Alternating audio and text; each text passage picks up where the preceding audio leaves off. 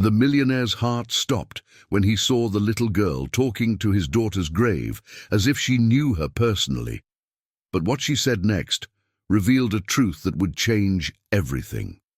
Before we dive into the story, drop a comment below and tell us where you're watching from. Enjoy the story. The morning fog hung heavy over Riverside Cemetery as Michael Thompson's black Mercedes pulled through the wrought iron gates. 3 years. 3 years since he'd buried his 8-year-old daughter Emma, and still, every Tuesday at 9 a.m., he found himself here. His therapist called it complicated grief. His ex-wife Sarah called it unhealthy. Michael called it the only peace he could find. At 29, Michael had everything money could buy. A tech empire worth $50 million, a penthouse overlooking the city, cars that cost more than most people's homes. But none of it mattered anymore, not since that rainy October morning when Emma's laughter was silenced forever. He parked along the familiar tree-lined path and walked toward the small granite headstone, adorned with carved butterflies, Emma's favorite. As he approached, he heard something that made his blood freeze. A voice, a child's voice, soft and musical, drifting through the morning air. "And then you told your daddy that you wanted to be a doctor like Dr. Coleman. Remember, Emma? You said you wanted to help sick kids feel better." Michael's steps slowed. Someone was at Emma's grave. A little girl, no more than 5 years old, sat cross-legged on the grass, her back to him. She wore a yellow sundress and had her dark curls tied in neat pigtails. She was alone. "You were so scared that day," the child continued, her voice carrying clearly in the still air. "You kept asking for your daddy, but he was in that big meeting in Chicago. You kept saying, 'Where's my daddy? I want my daddy.'" Michael's heart hammered against his ribs. How could this stranger know about Emma's last day? He'd never told anyone about the meeting in Chicago, about how Emma had been asking for him while he was 2 states away, closing a business deal that seemed so important at the time. He crept closer, his expensive leather shoes silent on the dewy grass. "Dr. Coleman promised you'd be okay," the little girl whispered, reaching out to trace Emma's name on the headstone with her small finger. "She said not to worry, that the medicine would make you feel better, but you knew, didn't you, Emma? You knew something was wrong." Michael felt the world tilt. Dr. Patricia Coleman had been Emma's pediatrician for years. She'd been the one treating Emma's pneumonia, the one who'd assured everyone that Emma was recovering beautifully, the one who'd sworn that children Emma's age rarely had complications from such treatments. "Sir?" The little girl had turned around, her wide brown eyes meeting his. "You're Emma's daddy, aren't you?" Michael couldn't speak, couldn't breathe. This child knew things, intimate, specific things that only Emma could have known, things that had never been written down, never been shared with strangers. "Who are you?" he whispered, his voice hoarse with emotion. The little girl smiled, and for a moment Michael could swear he saw something familiar in her expression, something that reminded him achingly of Emma. "I'm Ruby," she said simply, "and Emma's been telling me everything." Michael stared at Ruby, his mind racing through impossible scenarios. The cemetery stretched empty around them, morning fog creating an otherworldly atmosphere that made this encounter feel like a dream. But the dampness seeping through his expensive suit was real, and so was the child standing before him with secrets that should have been buried with his daughter. "Where are your parents, Ruby?" he asked, his voice barely steady. "Grandma Dorothy's at work," Ruby said matter-of-factly, standing up and brushing grass from her yellow sundress with careful precision. "She cleans the big office building on 5th Street, the one with all the glass windows that sparkle in the morning. She works real hard so we can have our apartment and food, but she doesn't know I come here." Michael knelt down to Ruby's eye level, his heart hammering against his ribs. "How do you know about Emma? How do you know things that only she would know?" Ruby tilted her head, studying him with those impossibly knowing brown eyes that seemed to hold decades of wisdom despite her tender age. "She visits me. Started in my dreams first, about 2 months ago. She was crying and scared and looking for her daddy. Then she started coming when I'm awake too, sitting on my bed or walking with me to school. She's worried about you, Mr. Michael. She says you cry every night in her pink bedroom, holding Mr. Peanut." A chill ran down Michael's spine like ice water. Mr. Peanut was Emma's beloved stuffed elephant, worn grey from years of cuddles. He'd never told anyone about the nights he spent sobbing in Emma's room, clutching that elephant to his chest and breathing in the fading scent of her strawberry shampoo. Not his therapist, not Sarah, not anyone. "Emma says Dr. Coleman lied," Ruby continued, her small voice carrying a weight far beyond her years. The morning breeze rustled through the oak trees above them, creating dancing shadows across Emma's headstone. "She says there were other kids too, kids who got sicker instead of better after they went to see Dr. Coleman." Michael's throat constricted painfully. During Emma's treatment, he'd been so consumed with board meetings, investor calls, and the endless demands of building his tech empire that he'd barely questioned Dr. Coleman's decisions. Sarah had handled most of the medical appointments while he worked 18-hour days, telling himself he was securing Emma's future. He'd trusted completely, never imagining that trust could be fatal. "What else does she tell you?" he whispered, afraid of the answer but desperate to know. Ruby glanced around the empty cemetery, then stepped closer, lowering her voice to a conspiratorial whisper. "She says there's a box, a special box that Dr. Coleman keeps hidden in her office, behind the picture of the beach with seashells. Emma saw it the day she went to sleep forever." "A box? What kind of box?" "It's pretty, like a treasure chest but smaller. Gold and blue with flowers carved on top. Emma doesn't know what's inside because Dr. Coleman closed it real quick when she noticed Emma looking. But she says it's important, really important. She says you need to find it, because that's the only way to help the other kids who are still alive." Other kids. The words echoed in Michael's mind like thunder, awakening a fury he'd kept buried beneath 3 years of guilt and grief. Ruby suddenly looked toward the cemetery entrance, her expression changing.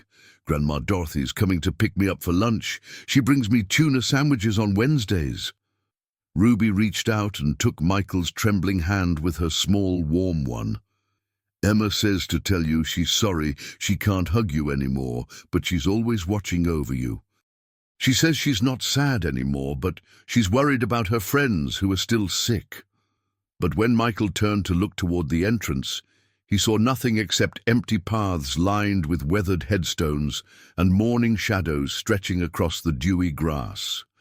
When he turned back, Ruby was already 20 feet away, running toward a rusted blue sedan that seemed to have materialized from thin air. Through the rear window, he caught a glimpse of an elderly black woman with silver hair and worried eyes. But before he could get closer, the car disappeared around the tree-lined bend, leaving him alone with questions that threatened to shatter his already broken world. Michael stood alone beside Emma's grave, Ruby's words burning in his mind like a brand, while somewhere in the distance church bells chimed the hour. That evening, Michael sat in his penthouse office 30 floors above the city, surrounded by 3 glowing computer monitors and a growing stack of medical files that painted an increasingly disturbing picture. The Manhattan skyline twinkled beyond his floor-to-ceiling windows, but he barely noticed the view that had once filled him with pride. He'd spent the entire day making calls, pulling strings, using his wealth and connections to access records that should have been confidential. What he'd discovered made his stomach turn and his hands shake with barely controlled rage. Dr. Patricia Coleman had been Emma's pediatrician for 6 years, highly recommended by their family physician, board-certified with stellar credentials from Johns Hopkins, and an impeccable reputation among Manhattan's elite families. Her Park Avenue practice catered to wealthy clients who paid premium rates for personalized care. But digging deeper, using private investigators and medical consultants who owed him favors, Michael discovered troubling patterns that had been hidden beneath layers of legal protection and institutional silence. Over the past 5 years, 7 children under Dr. Coleman's exclusive care had died from complications related to respiratory infections, an unusually high number for a pediatric practice specializing in wealthy, well-nourished children with access to the best possible care. The statistical probability was astronomical. His secure phone buzzed, displaying Sarah's number. His ex-wife rarely called anymore, their shared grief too overwhelming to bear together. "Michael, we need to talk." Sarah's voice was strained, exhausted, carrying the familiar undertone of barely controlled anguish that had defined their marriage's final years. They'd barely spoken since the divorce 2 years ago, both drowning in guilt and blame. "I know you've been calling around about Emma's medical records," Sarah continued, her words tight with tension. "Dr. Martinez's office called me today. They said you were asking questions about Emma's treatment history, requesting files that were sealed." "Michael, what's going on?" Michael pressed his fingers to his temples, where a migraine was building like a storm. "Sarah, I think something was wrong. I think Dr. Coleman—" "Stop!" Sarah's voice cracked like breaking glass. "Please just stop. I can't do this again. I can't relive every detail, second-guess every decision we made. It won't bring her back, and it's killing what's left of both of us. But what if it could save other children? What if Emma's death wasn't just a tragic accident?" Silence stretched between them across the phone line, heavy with 3 years of unprocessed anguish, recrimination, and love turned toxic by loss. "There was a little girl at the cemetery today," Michael said quietly, watching his reflection in the darkened window. "She knew things about Emma, intimate things that nobody else could possibly know. Michael, you need help, real professional help. This isn't healthy grieving, this is obsession, and it's going to destroy you." Now, she mentioned a box, something Dr. Coleman kept hidden in her office. Emma supposedly saw it during her last appointment. Sarah's sharp intake of breath was audible through the phone, followed by a long pause that made Michael's heart race with anticipation. "Emma did mention something strange that day," Sarah whispered, her voice suddenly small and frightened. "Something I'd forgotten until now. She said Dr. Coleman had a secret treasure box in her office. I thought it was just, you know how imaginative Emma was, always creating stories and fairy tales." Michael's pulse quickened, his grip tightening on the phone. "What exactly did she say?" "She said Dr. Coleman kept special medicine in a pretty box, medicine that was just for special kids like her. I assumed she meant some kind of pediatric formulation, maybe something flavored to make bitter medicine taste better. I never thought—" Her voice trailed off into horrified realization. The line went quiet as both parents processed this recovered memory, understanding dawning like a cold sunrise. "I have to go," Sarah whispered, her voice breaking. "Please, Michael, let her rest in peace. Let us both find peace." But as Michael hung up the phone, staring out at the city lights that blurred through his tears, he knew he could never let this go. Not when other children might be at risk. Not when Emma was somehow reaching out from beyond the grave to seek justice.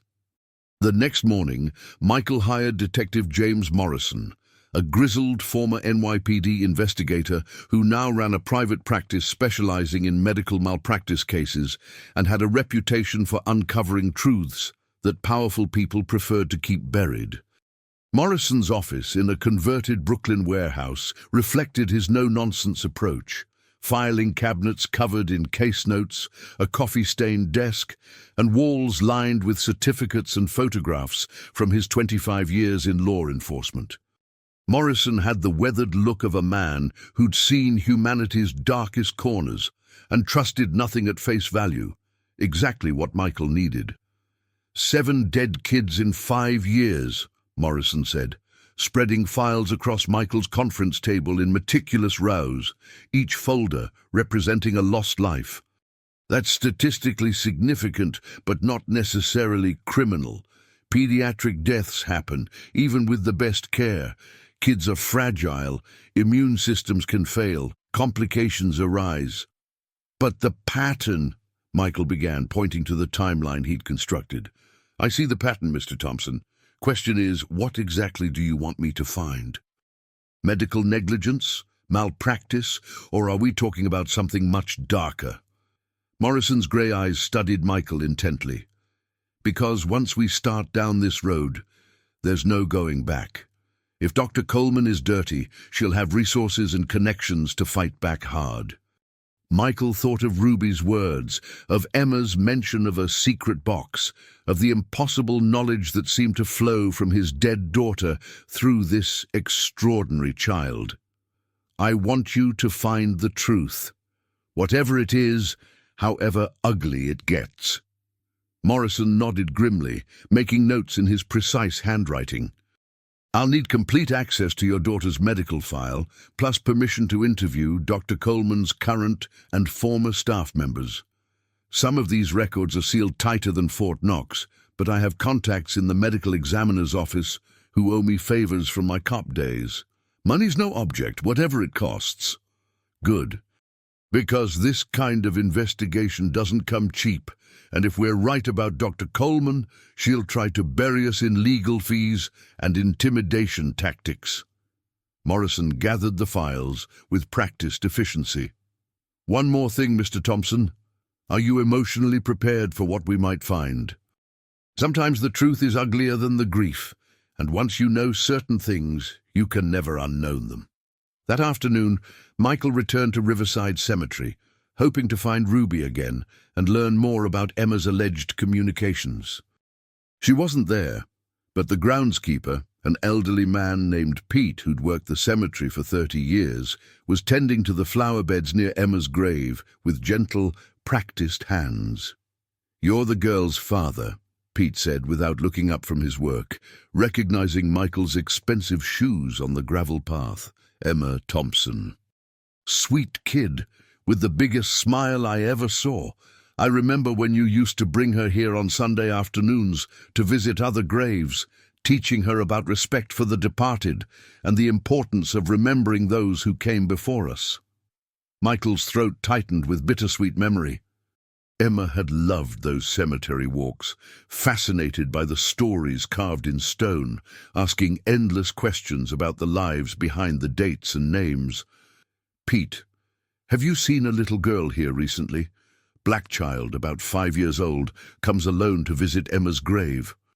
Pete straightened slowly, arthritis evident in his movements, wiping his soil-stained hands on his work pants. Ruby Jackson.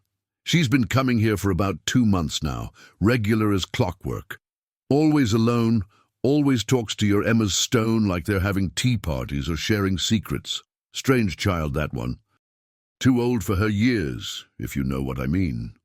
Jackson, do you know anything about her family? Pete glanced around the empty cemetery, then leaned closer, lowering his voice. Dorothy Jackson. She cleans downtown office buildings at night, works double shifts to make ends meet since her daughter died in a car accident 3 years ago. That little girl roams too much for her own good, but Dorothy's doing her best with limited resources. Michael felt pieces clicking into place, like puzzle pieces finding their proper positions. Where do they live? Pete hesitated, studying Michael's face carefully. Now why would a man like you need to know that? What's your interest in a poor child and her struggling grandmother? Because that little girl might know something important about how my daughter died. Something that could save other children's lives. The Jackson apartment was a third-floor walk-up in a neighborhood where Michael's black Mercedes drew curious stares and whispered comments from residents who rarely saw such expensive vehicles on their streets. The building's lobby smelled of fried food, cleaning chemicals, and the accumulated weight of working-class dreams deferred. Sounds of television programs, crying babies, and muffled arguments filtered through thin walls that provided little privacy. Dorothy Jackson answered her door with immediate suspicion etched in every line of her weathered face. She was small but formidable, silver hair pulled back in a tight bun, wearing a rumpled housekeeper's uniform that spoke of long hours and honest work. Her dark eyes assessed Michael with the wariness of someone who'd learned not to trust well-dressed strangers bearing promises. "You're the rich man from the cemetery," she said, not moving from the doorway or inviting him inside. "Ruby told me about you. Said you were asking questions about your little girl."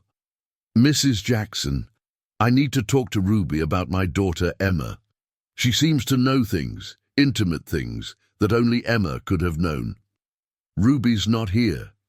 Dorothy's tone was final, protective, and even if she was, I wouldn't let a stranger near her without understanding his intentions.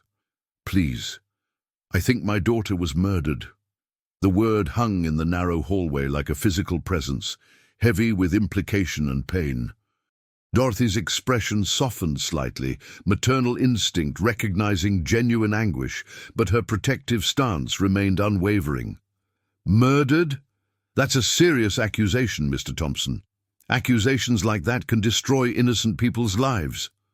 Ruby mentioned things only Emma could have known about her final days. She talked about Dr.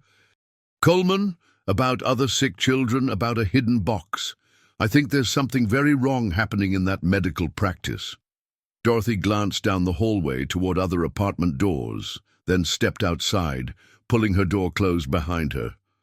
"Ruby's special, always has been since she was tiny. She sees things, knows things she shouldn't know. Her mama was the same way before she passed, could sense things about people, predict events that hadn't happened yet." "Then you believe what she's telling me?" "I believe Ruby wouldn't lie about something this serious. But that doesn't mean what she's seeing is real in the way you need it to be for whatever you're planning." Dorothy studied Michael with sharp, intelligent eyes that missed nothing.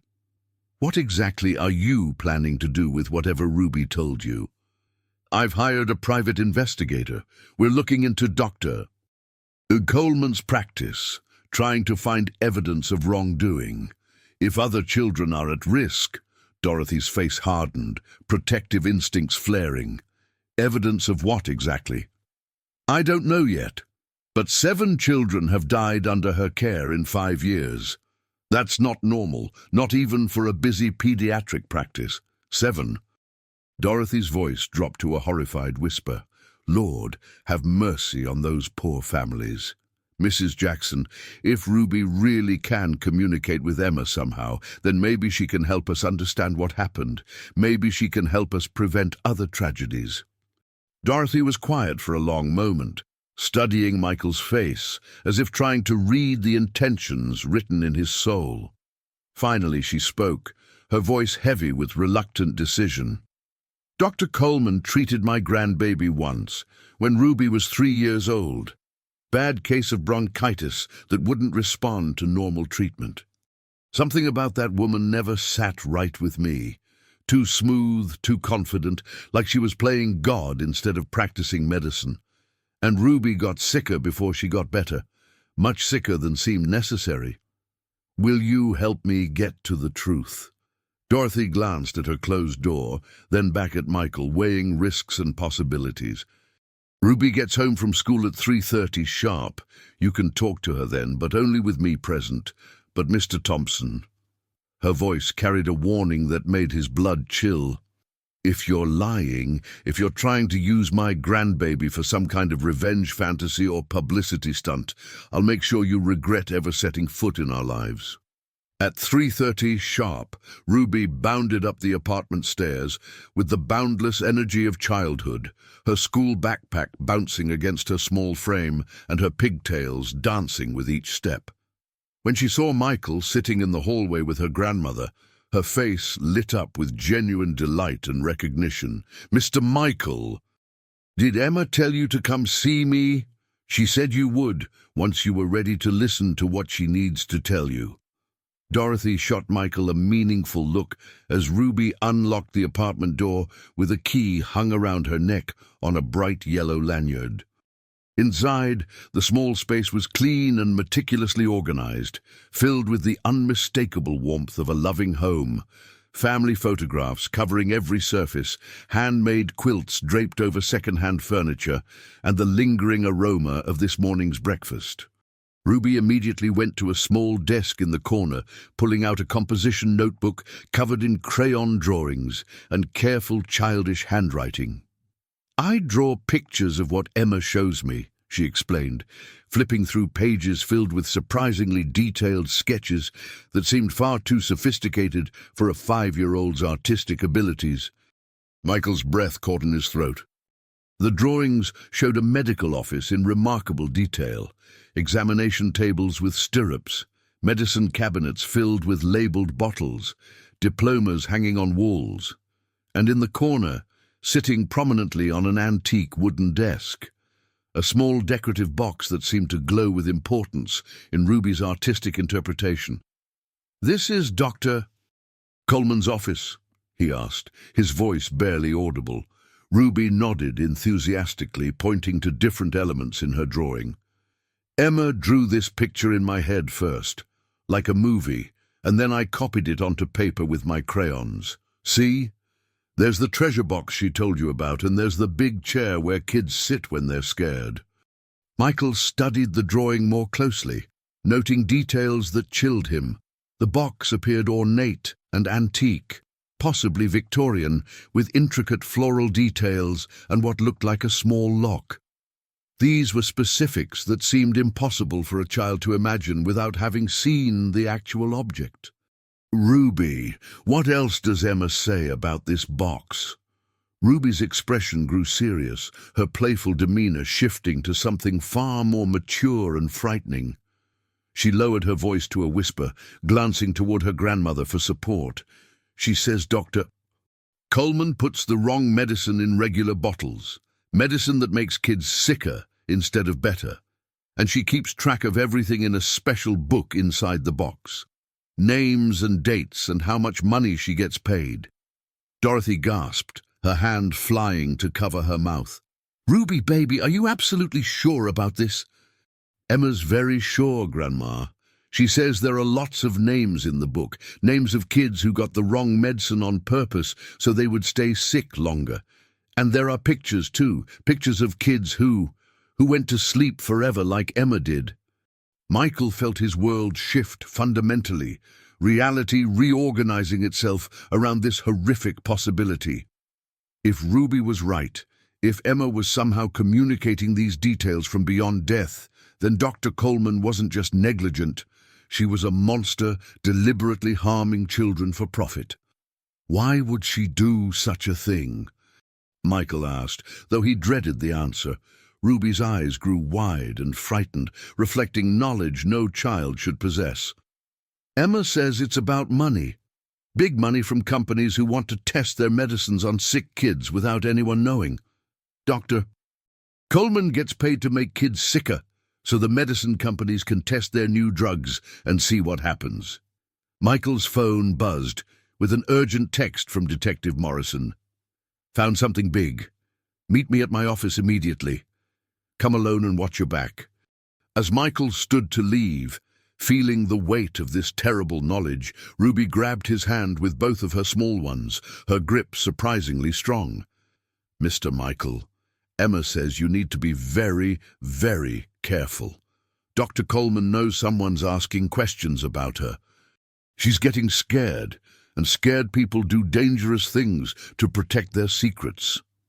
Michael looked down at this remarkable child who claimed to speak with his dead daughter, whether through supernatural communication or extraordinary intuition. Either way, she was leading him toward answers he desperately needed, no matter how dangerous the path might become. "Tell Emma I love her more than the stars," he whispered, remembering their old bedtime ritual. Ruby smiled, her expression suddenly peaceful. "She already knows. She says she loves you more than the moon and the sky."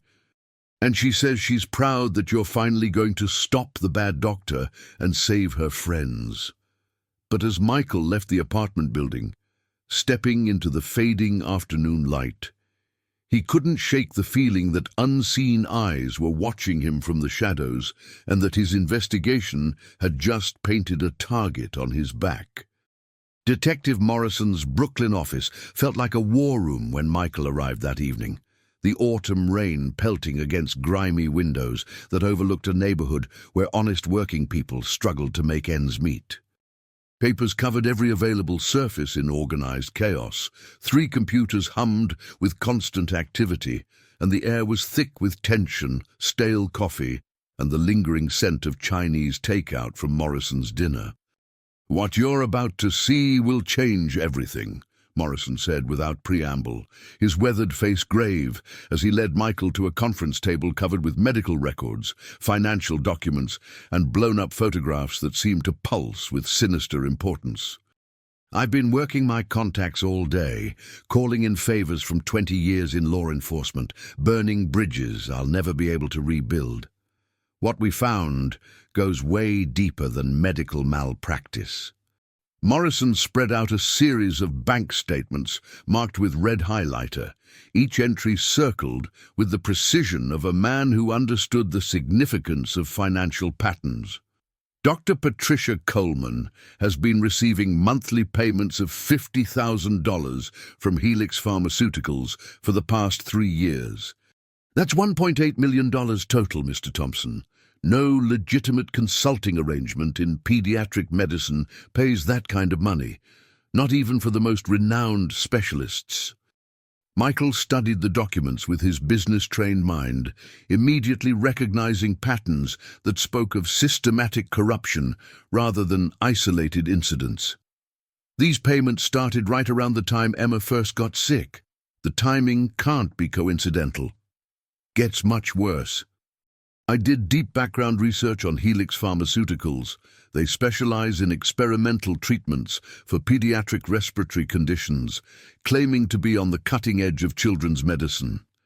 They've been trying to get FDA approval for a new drug called Respicure for 5 years, but they keep failing safety trials.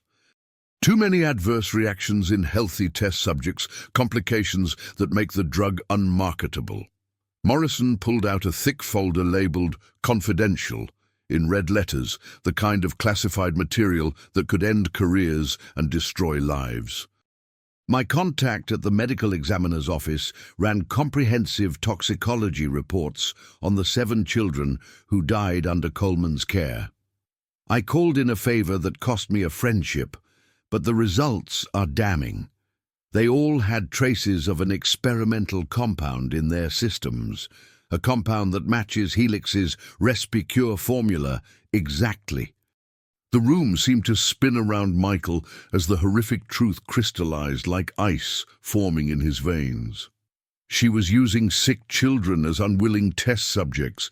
Emma wasn't a patient, she was a laboratory rat. "It's even more diabolical than that," Morrison continued, his voice heavy with the disgust of a man who'd seen humanity's darkest corners. Coleman was deliberately weakening their immune systems with mild toxins, making them sicker so Helix could test how their experimental drug performed on genuinely ill patients. She was creating the perfect test conditions by slowly poisoning children who trusted her completely. Michael's hands shook violently as he picked up Emma's toxicology report, the clinical language unable to disguise the horror of what had been done to his innocent daughter. There it was, in merciless black and white, traces of the experimental compound that had systematically destroyed Emma's immune system before killing her. "We have her, Mr. Thompson. This is enough evidence to destroy her career, revoke her medical license, and put her away for multiple life sentences. But we need to move fast before—" Michael's phone rang, Dorothy Jackson's number flashing on the screen with urgent insistence. "Mr. Thompson, you need to get over here right now." Dorothy's voice was tight with fear and barely controlled panic. 2 men in expensive suits came by asking questions about Ruby. They claimed to be from Child Protective Services, had official badges and paperwork, but something felt completely wrong about them. Ruby's scared out of her mind, and she says Emma is warning her about terrible danger coming our way. Morrison was already grabbing his coat and checking his concealed weapon with practiced efficiency. They know we're onto them. This just became a race against time, and innocent lives are hanging in the balance. Michael and Morrison arrived at the Jackson apartment building to find Dorothy pacing anxiously in the cramped lobby, her face etched with worry lines that seemed to have deepened dramatically in just the few hours since they'd last spoken.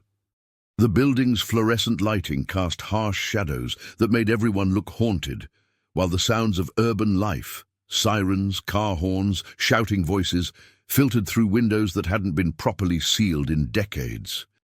They had official badges and government-issued identification, Dorothy explained, leading them upstairs with hurried steps that echoed in the narrow stairwell.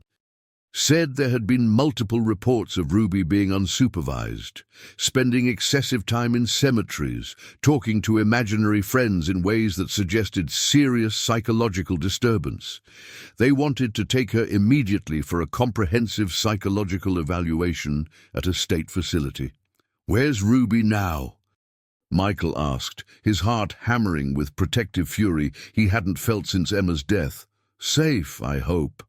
I sent her to stay with my sister Clara across town the moment those men left, told her to pack only essential items and leave through the building's back exit.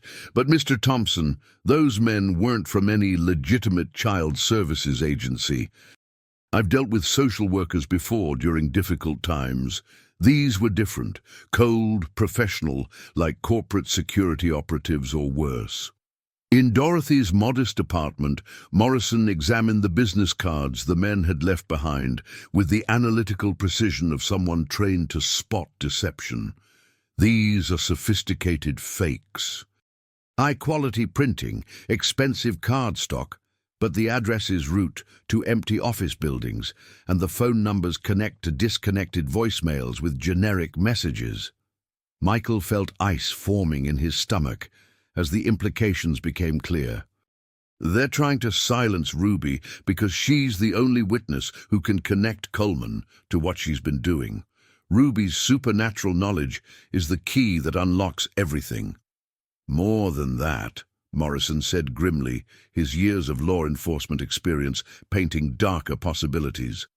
"They're trying to eliminate the only person who can testify about Emma's communications. Ruby represents an existential threat to their entire operation." Dorothy's hands trembled as she poured coffee with the practiced efficiency of someone who'd weathered many crises, the familiar ritual providing comfort in an increasingly dangerous situation. "There's something else that's been bothering me. After those men left, I called my friend Marcus, who works night security at Dr. Coleman's medical building. He said there's been highly unusual activity there over the past week, people coming and going at strange hours, boxes and filing cabinets being moved out through the service entrance under cover of darkness. She's systematically destroying evidence," Morrison realized, his detective instincts painting a picture of professional evidence elimination. "We need to move fast before they erase every trace of what they've done."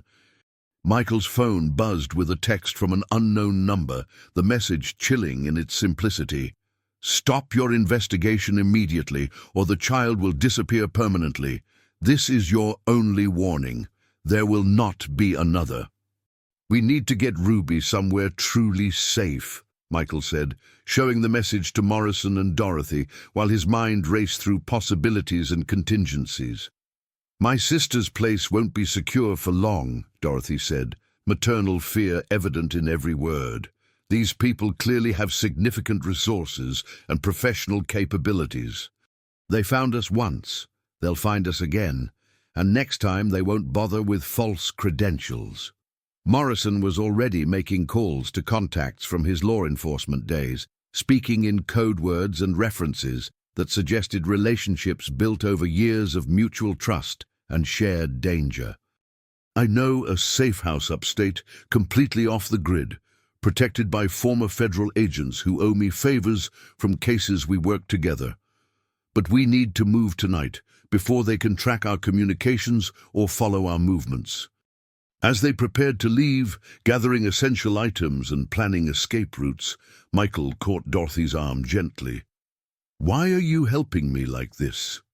You barely know me, and this puts you and Ruby in terrible danger. You could walk away right now." Dorothy's eyes filled with tears that reflected years of loss and struggle, but her voice remained steady with the strength of someone who'd survived life's worst storms. "Because my grandbaby says your little girl is still fighting from beyond the grave to save other children from the monster who killed her. And because 7 families have already lost what you lost, Mr. Thompson. If we don't stop this evil now, there will be many more grieving parents." Outside, a black sedan with tinted windows was parked across the street, its occupants watching the building with the patient professionalism of people trained in surveillance and violence. "Back exit," Morrison whispered urgently, his hand moving instinctively toward his concealed weapon. "Move fast, stay low, and don't look back." The safe house was a converted farmhouse nestled 40 miles north of the city, hidden among rolling hills that seemed to stretch endlessly under a canopy of stars that city dwellers rarely saw. The property was protected by former FBI agents who specialized in witness protection, men and women who dedicated their post-government careers to keeping innocent people safe from those who would harm them for knowing too much truth. Ruby sat curled up in an oversized armchair by a crackling fireplace, clutching a well-worn stuffed rabbit that had clearly provided comfort through many difficult nights. She spoke in hushed, reverent tones to an empty spot beside her chair, her conversation as natural and animated as if she were talking to a beloved friend who happened to be invisible to adult eyes. "She's scared," Ruby announced when Michael approached, her young voice carrying wisdom that seemed far beyond her years. "Emma says the bad people are getting really desperate now, and desperate people make dangerous mistakes that hurt innocent people." Michael knelt beside Ruby's chair, still marveling at this extraordinary child who seemed to carry messages from beyond the grave with the casual ease most children reserved for discussing their favorite television shows. "What else does Emma tell you, sweetheart?" "She says you need to get the treasure box tonight, before Dr. E. Coleman destroys everything inside it. She says there's something in there that will prove everything to the police and the judges, pictures and lists and records of all the money she got paid for hurting kids like Emma." Morrison looked up from his laptop, where he'd been coordinating with law enforcement contacts and security specialists who could help them navigate the increasingly dangerous situation. "The building has minimal security coverage at night, mostly automated systems and a single guard who spends most of his time watching television. If Coleman's there personally destroying evidence, it might be our only chance to recover proof before it's gone forever." Dorothy shook her head firmly, her protective instincts flaring with the intensity of someone who'd already lost too much. "It's far too dangerous. These people have already proven they'll hurt children to protect their secrets. What if it's a trap? If we don't act tonight, they'll destroy every piece of evidence and disappear into new identities," Michael said, his businessman's mind calculating risks and probabilities. "Other children will die, and we'll never be able to prove what happened to Emma and all the others." Ruby suddenly stood up with the decisive movement of someone who'd made an important decision, her expression grave beyond her years. "Emma says she'll help you get to the treasure box. She says she knows how to get there without the bad people seeing you because she learned all of Dr. Coleman's secrets by watching." "Ruby, honey, Emma's not really—" Dorothy began gently, her grandmother's love wanting to protect the child from harsh realities. "She's standing right there, Grandma." Ruby pointed to the empty space with absolute conviction that brooked no argument. "She says There's a special elevator that goes directly to Dr. Coleman's floor, but you have to know the secret code that only important people are supposed to have. She learned it by watching Dr. Coleman when she thought nobody was paying attention. Michael and Morrison exchanged meaningful glances, both men understanding that whether Ruby's knowledge came from supernatural communication or extraordinary intuition, she'd been absolutely correct about every detail so far. "What's the code?" Michael asked, his heart pounding with anticipation and dread. Ruby closed her eyes tightly, concentrating with the intensity of someone receiving important information from a distant source. 8127. Emma says it's her birthday backwards, which made Dr. Coleman feel clever and safe. Michael's blood chilled as the horrific implications became clear. Emma's birthday was July 28th, 7:28. Reversed, it would indeed be 827, but the fact that Dr. Coleman knew Emma's birthday well enough to use it as a security code suggested a level of personal attention that made her crimes even more monstrous. "There's more," Ruby continued, her voice dropping to a frightened whisper. "Emma says Dr. Coleman has photographs of all the kids who died, pictures she took during their treatments. She keeps them in the treasure box like trophies from hunting animals, and there's a book with records of all the money she got paid for hurting them." Morrison was already checking his weapons and equipment with the methodical precision of someone preparing for potentially lethal confrontation. "If we're doing this, we do it professionally, cleanly, in and out before anyone realizes we were there." As they prepared for what felt like a mission into enemy territory, Ruby grabbed Michael's hand one final time, her small fingers surprisingly strong. "Emma says to tell you she's proud of you, Daddy. She says you're finally being the hero she always knew you were, and she's not scared anymore because she knows you'll stop the bad doctor from hurting more children." But even as they drove through the darkness toward the city, Michael couldn't shake the feeling that they were walking directly into a carefully prepared trap. Dr. Coleman's medical building stood like a monument to wealth and prestige in the heart of Manhattan's exclusive medical district, its glass and steel facade reflecting the city lights in patterns that seemed almost hypnotic in the pre-dawn darkness. At 2 a.m., the building was largely empty, except for security guards making routine rounds and the occasional emergency medical situation that couldn't wait for normal business hours.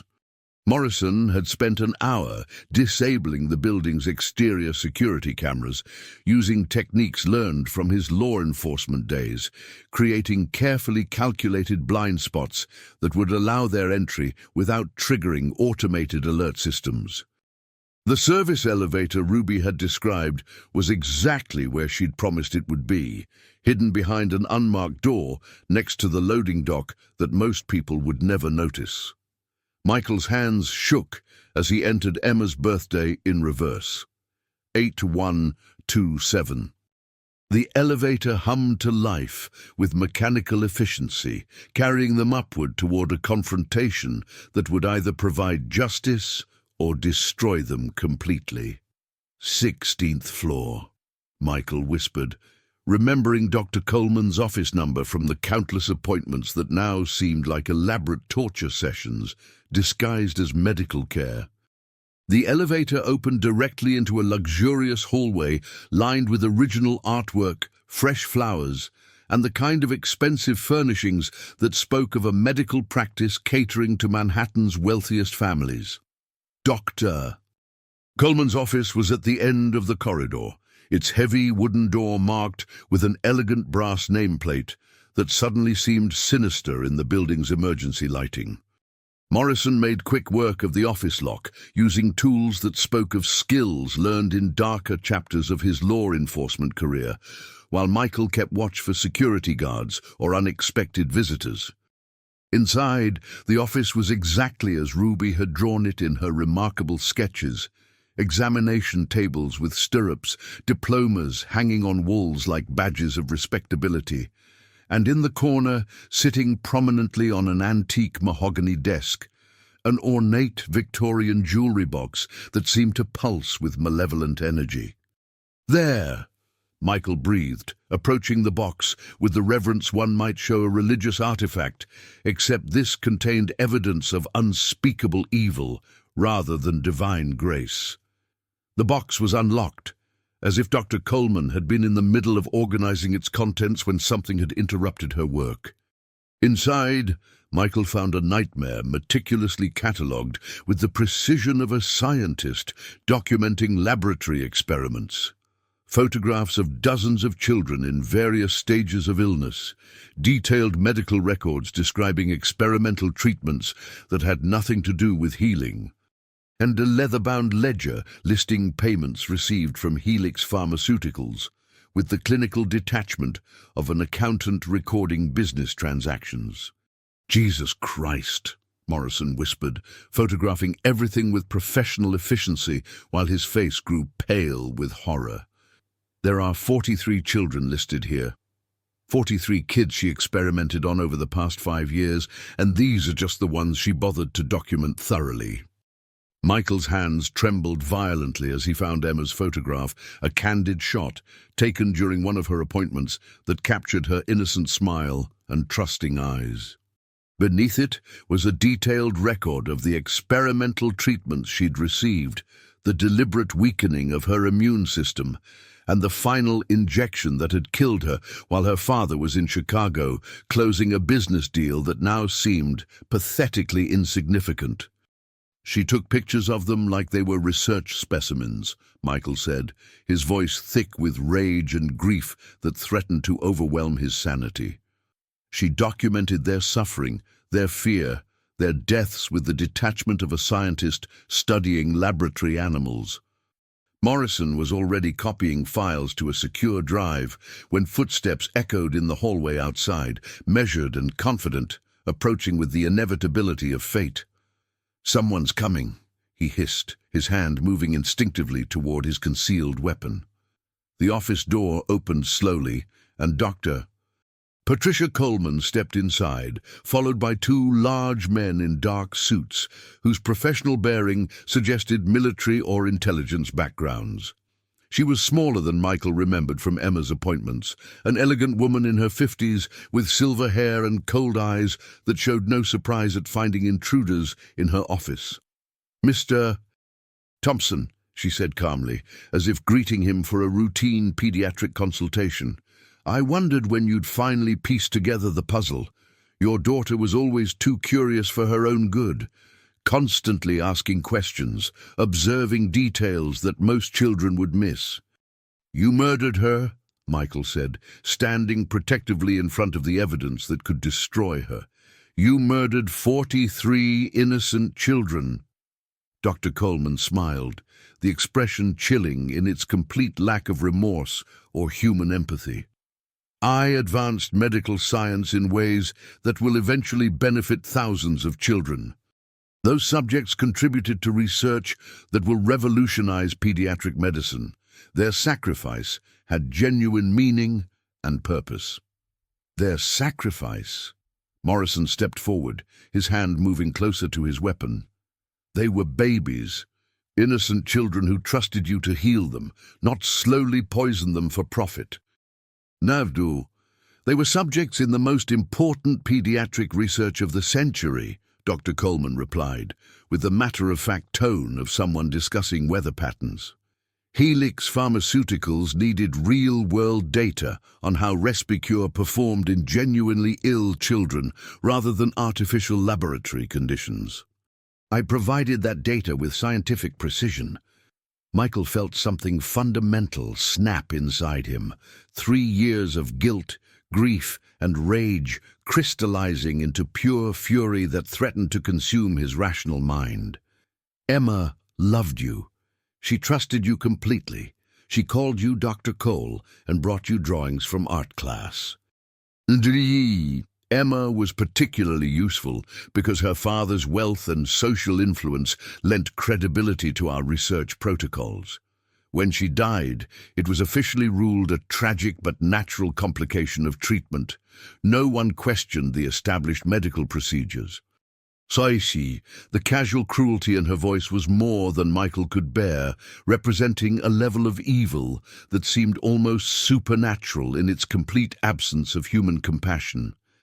In the pitch-black darkness that suddenly enveloped Dr. Coleman's office, chaos erupted like a violent storm breaking over calm water. The sound of desperate struggle filled the air, grunts of effort and pain, bodies colliding with expensive furniture, the crash of medical equipment hitting the polished floor. Michael felt hands grabbing for him in the absolute darkness, heard Morrison's law enforcement training taking over as the detective fought with professional efficiency against opponents who'd clearly underestimated his capabilities. "The evidence!" Morrison shouted through gritted teeth. "Protect the evidence at all costs!" Michael clutched the leather ledger and incriminating photographs to his chest like sacred artifacts, using his intimate knowledge of the office layout from Emma's countless appointments to navigate toward where he remembered the window being located. Behind him, he could hear Dr. Coleman's voice cutting through the darkness with clinical precision that chilled his soul. "Kill them both immediately. Make it look like a break-in gone wrong. We'll have new identities and be out of the country by tomorrow morning." A gunshot exploded in the confined space, deafeningly loud. The muzzle flash briefly illuminating faces twisted with violence and determination, followed by Morrison's pained grunt that sent terror racing through Michael's heart. If Morrison was down, he was alone against two professional killers in absolute darkness. Then impossibly, cutting through the chaos like a bell ringing across still water, he heard a child's voice that made his heart stop. "This way, Daddy. Follow my voice and don't be afraid." Emma. It was unmistakably Emma's voice, as clear and real as it had been 3 years ago, when she would call to him from her bedroom for one more bedtime story, one more glass of water, one more promise that he would always protect her from the monsters in her closet. Whether it was Ruby somehow projecting Emma's spirit across the miles, his own desperate mind creating what he needed to survive, or something genuinely supernatural that defied all rational explanation, Michael didn't question the miracle. He followed the voice with absolute faith. "Left here, past the examination table where you used to hold my hand, now straight to the wall with the diplomas that meant nothing." Michael moved through the darkness with impossible confidence, avoiding obstacles he couldn't see, guided by his daughter's beloved voice toward what felt like salvation. His business suits had never prepared him for this kind of physical crisis, but desperation and paternal love provided strength he didn't know he possessed. "The emergency exit, Daddy, behind the big painting with the sailing boats. Emma showed me how Dr. Coleman keeps secrets." Michael's hands found the painting's ornate frame, and behind it, exactly as the voice had promised, was a concealed emergency exit that led to a stairwell bathed in red emergency lighting. As he pushed through the heavy door, he could see Morrison stumbling behind him, blood staining his left shoulder, but very much alive and still carrying the crucial evidence. "How did you know about that exit?" Morrison gasped as they descended the stairs 2 at a time, their footsteps echoing in the concrete stairwell. "Emma told me," Michael said simply, no longer caring how impossible it sounded to rational minds. Behind them, Dr. Coleman's voice echoed down the stairwell, cold with fury and desperation. "Find them. They cannot leave this building alive. Everything depends on stopping them." But as they reached the ground floor, bursting through the exit door into the building's marble lobby, they discovered they weren't alone. The space was filled with FBI agents wearing bulletproof vests and carrying automatic weapons, their presence transforming the elegant medical building into a federal crime scene. Agent Sarah Chen, Morrison's former partner from his federal task force days, stepped forward with the professional authority of someone who'd spent years bringing down dangerous criminals. Detective Morrison called in federal backup before we went upstairs, she explained with efficient precision. We've been monitoring Helix Pharmaceuticals for months as part of a larger investigation into pharmaceutical companies using illegal human testing protocols on vulnerable populations. Michael handed over the ledger and photographs with trembling hands that finally felt the weight of 3 years' worth of grief and determination. This contains everything. Documented records of 43 children who were deliberately harmed for experimental drug testing, financial records of payments, photographs that prove systematic abuse. Agent Chen's expression darkened as she flipped through the evidence, her years of federal law enforcement experience failing to hide her horror at the scope of the crimes. This is exactly what we needed to make federal charges stick. Dr. Coleman and her Helix contacts will spend the rest of their lives in federal prison. Upstairs, the sounds of struggle had ceased. Dr. Coleman and her associates had surrendered when they realized the building was completely surrounded by federal agents who'd been planning this operation for weeks. As dawn broke over Manhattan, painting the sky in shades of hope and redemption, Michael stood outside the medical building, watching Dr. Coleman being led away in handcuffs, her silver hair disheveled and her cold eyes finally showing fear. After 3 years of guilt, grief and self-recrimination, he finally understood that Emma's death hadn't been his fault. It had been the deliberate act of a monster who saw children as expendable laboratory specimens. Morrison, his arm properly bandaged by FBI medical personnel but otherwise unharmed, approached with a grim smile of satisfaction. Ruby was right about everything, every detail, every prediction. That kid has a gift that defies rational explanation. Emma's gift, Michael corrected quietly, watching the sunrise paint the city in gold and new beginnings. She's still protecting other children, even from beyond the grave, making sure justice finally comes for the monster who stole her life. As the sun climbed higher, transforming Manhattan from a landscape of shadows into a city of light and possibility, Michael felt something he hadn't experienced in 3 years, genuine peace. Emma's voice was quiet now, but he could still feel her presence, no longer anguished but calm, finally ready to rest, knowing that her killer had been brought to justice and other children were safe. But there was still one more conversation he needed to have, one final chapter to this impossible story of love transcending death and a father's determination to honor his daughter's memory by ensuring that no other family would suffer as his had suffered. 3 weeks after Dr. Coleman's arrest, Michael returned to Riverside Cemetery with a lighter heart.